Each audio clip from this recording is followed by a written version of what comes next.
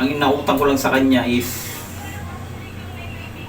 mga kaibigan, nasa 8,000 lang ang nautang ko.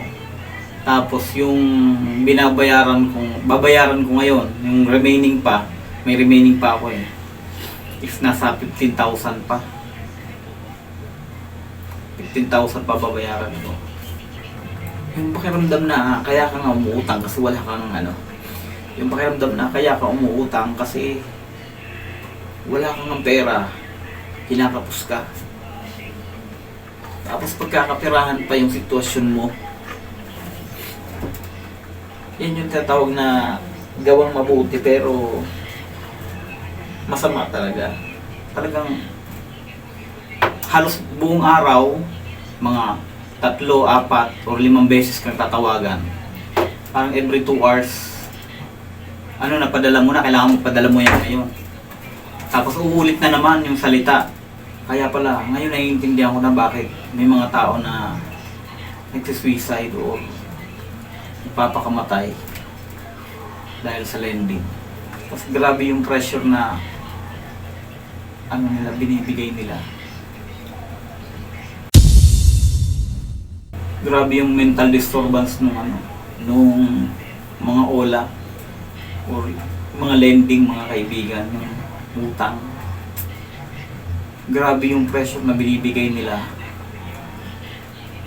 Kaya pala, ngayon naiintindihan ko na bakit may mga tao na nagsisuicide o nagpapakamatay dahil sa lending. Kasi grabe yung pressure na binibigay nila. Yung tipong hindi mo talaga mapakiusapan. Sasabi kahit anong usapan nyo, sasabihin niya na basta mamaya tatawagan kita ulit. After mga 2 hours, tatawag na naman. Napadala mo na. Tapos siyempre wala ka pang pambayad. Maghahaba na naman ang usapan. Hindi sila napapagod, mga kaibigan, kasi nga yun ang trabaho nila. Doon sila pinabayaran. Kaya talagang halos buong araw, mga 3, 4, or 5 beses kang tatawagan. Parang every 2 hours, napadala mo na, kailangan mo padala mo yan ngayon. Tapos uulit na naman yung salita, yung paliwanag, yung uulitin naman nila, yung para babasahin yung script. Siyempre hindi naman sila pwede magreklamo kasi trabaho nila yun. Ikaw naman parang siyempre parang nape-pressure ka na kasi paulit-ulit nga na ayaw nga nilang pumayag. So, ang gagawin mo,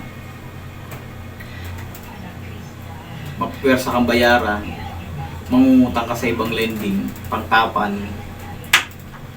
hanggang sa umabot ng napakalaki na. Yung parang tipong, yung inutang mo lang, nasa 10,000 lang, pero ang babayaran mo na ngayon, mga nasa 50,000. Naranasan ko siya, mga kaibigan. Nangutang ako dito sa isang lending app na to, na ganun yung pressure na binibigay sa akin. Kung kailan naman meron ako ng sa active yung parang anxiety, yung parang nakakaramdam ako ng parang depress, tsaka naman darating yung problema na ganyan. Ang nangyari kasi, mga kaibigan, nangutang din ako sa isang, actually dito 5 loan apps ang tinutangan ko, mga kaibigan. Na tapos ko na yung 3, meron pa ng 2. Tapos itong 2 na to, yung isa mabigat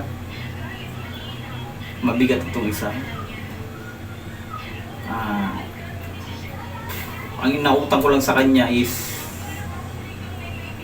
mga kaibigan, nasa 8,000 lang ang nautang ko. Tapos yung babayaran ko ngayon, yung remaining pa, may remaining pa ako is nasa 15,000 pa. 15,000 pa babayaran ko. Tapos ngayon, tawag sila ng tawag, sabi ko, basta hindi ko naman binabastos, basta upo lang ako ng upo. Binayaan ko lang sila kahit kabisado ko na yung sinasabi nila. Pag sinabi nilang mababayaran mo ba ito ngayon, sabihin ko, hindi. Parang maaasar na, uulit na naman siya ng paliwanag, mga ganun-ganun yan. Bandang ulit, sabihin niya naman, basta hintayin ko siya ngayon, mababayaran mo naman sir. Siyempre sabihin ko hindi, kasi hindi ko naman talaga siya mababayaran ngayon kasi wala pa naman akong sahod.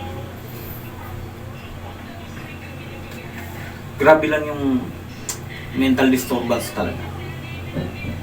Kung ganitong nakatsyempo ka na may pinagdadaanan ka tapos sasabayan ng ganyan, matitrigger ka talaga na mag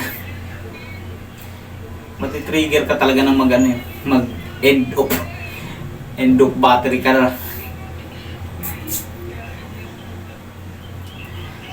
Although kaya ko siya, ang dami kong ano kanina. Kung mapansin nyo dito, ang dami kong ano dyan, nakasulat. Ngayon, ang dami ko ng parang sinasacrifice muna, wala munang ganito, wala munang ganyan. Eto, mga ano na lang ang mga natira sa akin. Mga ano na lang, mga importanteng mabayaran ko na lang. Marami akong sinacrifice dyan na talagang ano. Yung pang-ulam namin naging ano na lang, naging 15 na lang. Samantalang mga kaibigan, ang budget namin sa loob ng isang buwan, ang pang-ulam lang yan, is nasa 20 mil. Ngayon, in-adjust ko siya ng 15,000. Birthday ng anak ko, August 12, wala akong pang-birthday. Tinanong ako ng anak ko kanina, sabi ng anak ko, wala akong pang-birthday. Sabi ko, syempre mayroon, pwede ba yun? Wala pang-birthday eh. May papa nga eh. Hindi ko alam kung saan ako kuha ng pera na yun. Yung total nito lahat, itong dalawa na to, yung mabilis cash, tapos FT lending, yan na lang yung dalawa. Yung mabilis cash, meron pa ako dyan ng 15,000, yung mabilis cash. Meron pa ako dyan ng 15,000 na dapat bayaran. Pero pinapabayaran sa akin, at least man lang yung 6,955 daw. Kung magkapera, mababayaran ko yung 6,955. At lahat ng to, mababayaran ko to. Umaabot siya, nag-total yan ng 52,849.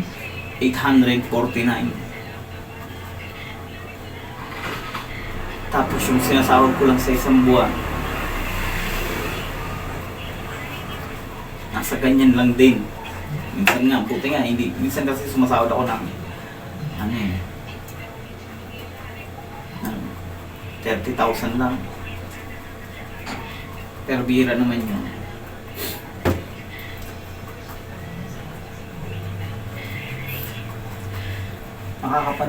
Nakakapanlong mo lang mga kaibigan. Nakakapanlong mo lang kasi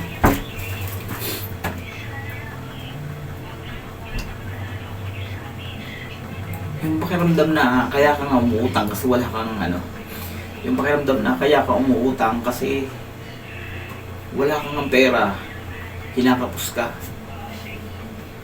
Tapos pagkakapirahan pa yung sitwasyon mo, yan yung tatawag na gawang mabuti pero masama talaga.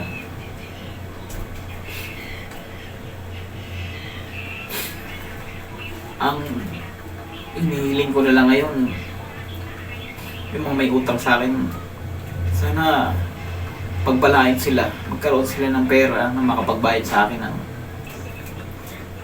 nakapagbayad sa akin para may mabayad din ako.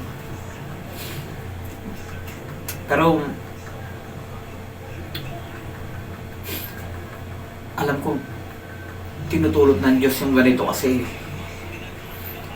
na rin to eh, parang magandang pangyayari na rin to sa buhay ko. Kasi ngayon maiintindihan ko na yung mga tao na nangungutang sa OLA.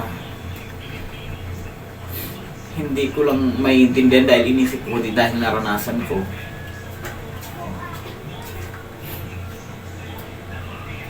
Nakakapanlumo yung Ang liit lang ng nakuha kong pera.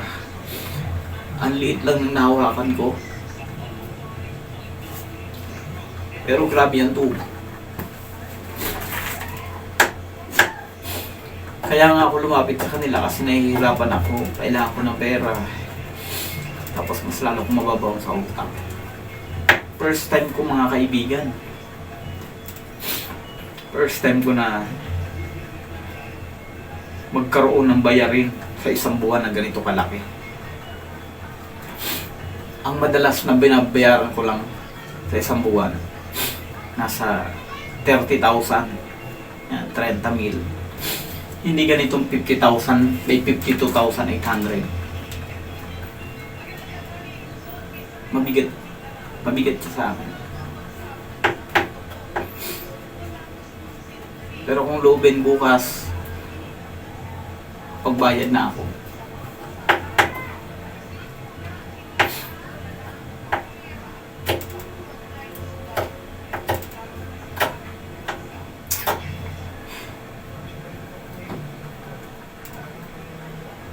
Na-realize ko ngayon, hindi magandang gawing diskarte yung para